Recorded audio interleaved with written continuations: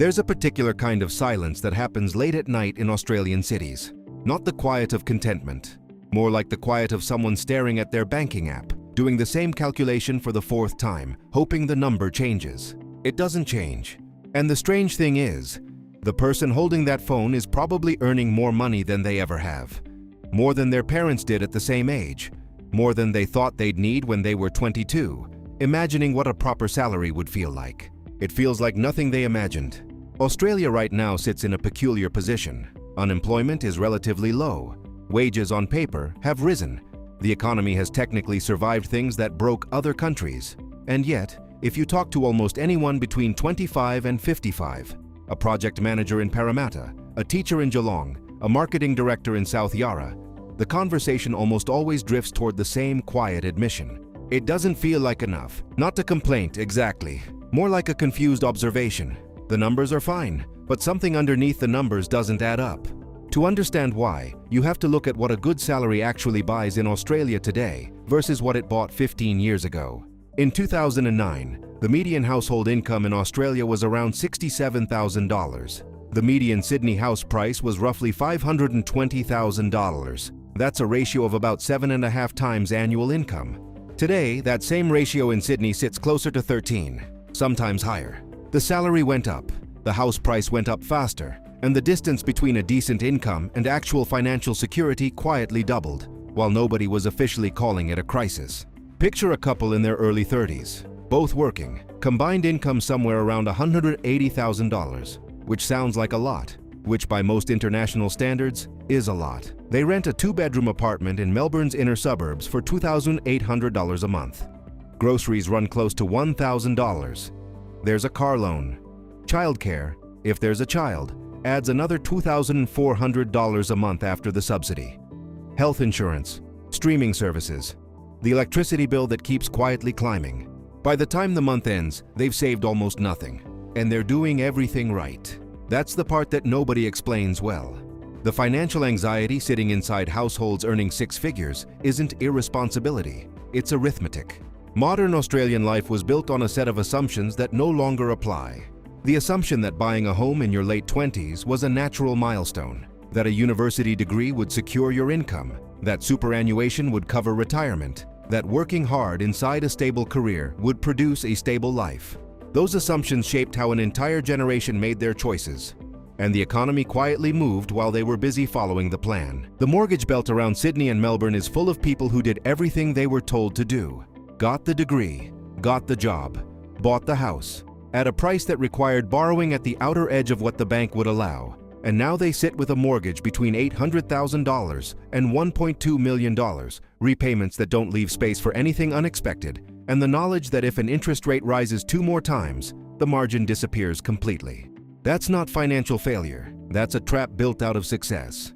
There's a psychological dimension to this that rarely gets discussed honestly. When income rises, expectations rise with it. This isn't a character flaw, it's how human beings are wired. Once a certain lifestyle becomes normal, the suburb, the school, the regular dinners out, the annual holiday, scaling back doesn't feel like simplifying. It feels like loss. It triggers the same emotional response as an actual pay cut, even if the numbers technically still work. Psychologists call it the hedonic treadmill. Most Australians call it Tuesday. And social comparison makes it worse. Instagram didn't create comparison culture, but it weaponized it in a way that previous generations didn't have to manage. In 2005, you compared yourself to your neighbors. Now you compare yourself to everyone you went to university with, everyone in your industry, everyone whose life looks assembled and lit correctly from a phone screen. The result is a country full of people earning real money who feel quietly behind. The tax structure deserves a mention here because it shapes something important. An Australian earning $120,000 takes home roughly $87,000 after tax. That's $7,250 a month, which sounds livable until you run the actual numbers for Sydney or Melbourne. Rent or mortgage, transport, food, insurance, utilities, any debt repayment. There's often less than $1,000 left over at the end of the month, sometimes nothing. And saving for a deposit on a property, if they don't already own one, requires accumulating somewhere between $150,000 and $250,000 in a market where prices keep outpacing savings rates. The maths requires either a very long time, a very high income, or help from someone who already owns property. For a lot of Australians, the path to ownership now runs directly through inheritance, not hard work. Inheritance. That's a different country than the one the previous generation inhabited. Walk through any major Australian city on a weekday morning, and the surface still looks functional. The cafes are full, the trains are packed, the office buildings are filing up, everyone has a coffee, everyone looks fine. But watch more carefully and you start to see it. The person checking their account balance in the lift. The couple at the brunch table doing the quiet maths about whether they can afford the rest of the weekend. The middle manager who used to feel stable, who now lies awake on Sunday nights doing calculations about what happens if the fixed rate expires. Financial anxiety in Australia has become so common it's almost invisible. People don't mention it because everyone around them appears to be managing, and because appearing to manage is part of the social contract of the middle class. There's a particular cruelty to earning well, but feeling financially exposed. Because it removes language. You can't describe yourself as struggling without feeling like you're being dishonest about your privilege. And quietly, it changes people. It makes them less generous with themselves, more anxious about small purchases, more likely to stay in a job they don't love because the mortgage makes risk impossible. Superannuation complicates the picture further. Australia's super system is genuinely one of the better retirement frameworks in the world. Because the money is locked away until 60, it doesn't reduce the pressure of living now. It doesn't help with the mortgage repayment due Friday.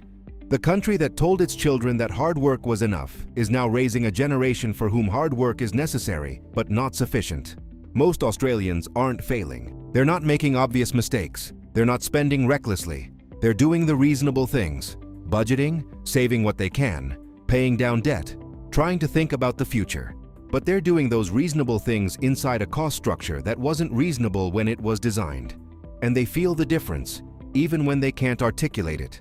They feel it in the Sunday night anxiety, in the slightly too long pause before saying yes to things, in the way a car repair or a dental bill or an unexpected flight can genuinely unsettle a month. Earning well in Australia in 2025 doesn't mean what it used to mean. It means you're surviving the system comfortably, rather than building ahead of it. And somewhere, late at night, in apartments and houses across every major city in this country, a significant number of people are staring at their phones doing that calculation again. Still not sure where it went. Still not sure why it doesn't feel like enough.